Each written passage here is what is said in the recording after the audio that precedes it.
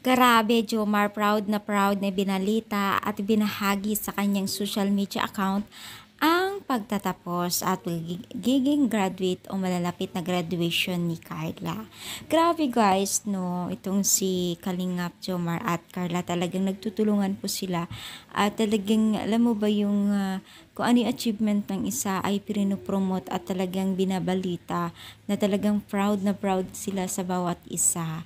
Napakaganda at napakaganda yung pagka-compatible nila bilang isang love team kasi nagtutulungan sila. Halimbawa na lamang din po yun sa negosyo ni Jomar, no?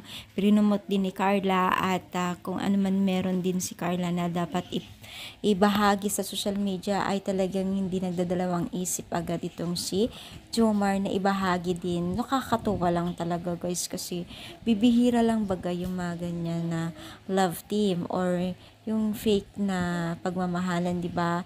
Pero sila talaga ay parang kala mo ay totoong-totoo talaga silang nagmamahalan. Why not naman? Sana naman totoonin nila, tutuhanan nila, no? So, itong si Carla ay nursing yata ang kanyang pinapangarap na matapos, of course, no? At alam po natin na itong si Carla ay may potential, ay may chance na makamit lahat ng kanyang pinapangarap. Yes, kasi sobrang sipag niya, tiyaga at talagang ginagawa niyang lahat, no? So, I think Carla is magiging successful someday. Lalo't pa man po nagkaroon po siya ng partner o love team na supportive and especially po dyan po sila Kalinga Prab at Kuya Bal, no?